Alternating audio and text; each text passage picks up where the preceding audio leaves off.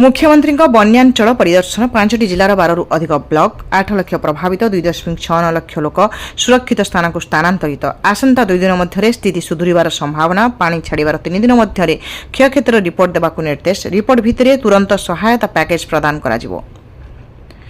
आज मुख्यमंत्री श्री मोहन चरण माझी आकाशमार्गरू राज्यर 5टी जिलार 12 अधिक ब्लॉक रे बन्या स्थिति अनुधान करिसेंती। मुख्यमंत्री सहित राजस्व और विपर्यय परिचालना मंत्री श्री सुरेश पुजारी एवं स्वतंत्र रिलीफ कमिशनर उपस्थित थिले।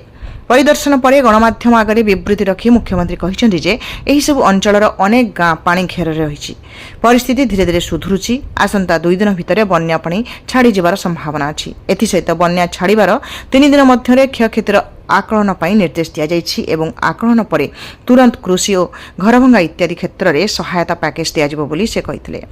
सूचनायोग्य जे मुख्यमंत्री आकाशमार्गरू जाजपुर जिलार दशरथपुर बरी और बिंझारपुर भद्रक जिलार धामनगर भंडारीपोखरी और चांदबाली बालेश्वर जिलार सोर रेमुणा और बालेश्वर सदर मयूरभंज जिलार बड़साही भदला और कप्तिप्रदार किछि प्रभावित अंश एवं केन्दुझर जिलार हाटडीही ब्लॉक प्रभावित अंचलगुड़िकर स्थिति संपर्क में अनुधान करिसेंती। बन्या परिस्थिति उपरे तांकर संपूर्ण नजर रही बोली प्रकाश करी मुख्यमंत्री कहिले जे मंत्री और अधिकारी मानक सहित आलोचना करी उपयुक्त पदक्षेप नेबाको निर्देश दिया जायछि। मुख्यमंत्री कहिथिले जे पुरी जिलार बन्या परिस्थिति उपरे मध्य सतर्क दृष्टि रखा जायछि। सबु विपर्यय परि एही बन्या रे मध्य जीरो कैजुअलिटी को गुरुत्व दिया जायछि। चलित बन्या रे 8 लाख लोक प्रभावित होइतबा बेले बन्या द्वारा प्रभावित 2.6 लाख लोकंकु सुरक्षित स्थान को स्थानांतरित करा जायछि। उद्धार कार्य 17टी ओड्राफ 7टी एनडीआरएफ एवं 129टी अग्निशम और जरूरी सेवा दल सामिल अछंती। 700टी आश्रयस्थल और रिलीफ कैंप रे क्षतिग्रस्त लोकों पई रहिबा सुखिला और रंधा खाद्य व्यवस्था पीवा पानी और डाक्तरी सेवार व्यवस्था करा जायछि। ए समस्त जिलागुड़िक वरिष्ठ अधिकारी माने क्षेत्र स्तर रे रिलीफ और पुनरुद्धार कार्यर तदारक करुछंती बोली से कहिथिले।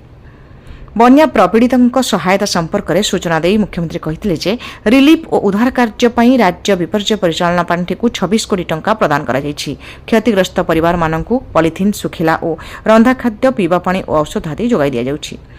क्षतिग्रस्त रास्ता गुड़ी को मध्य तुरंत मरामती पई निर्देश दिया जायछि बोली प्रकाश करी बन्या परे स्वास्थ्य जनित समस्या जेपरी न उपजे से कड़ा नजर रखा जायछि। सरकार पक्षर उपयुक्त समय सूचना प्रदान और उचित पदक्षेप जो बन्याजनित बड़ क्षयक्षति गुड़ी रोका जाई पारिछि बोली से कहिथिले। समृद्ध ओडिशारू रजत महापात्रଙ୍କ रिपोर्ट।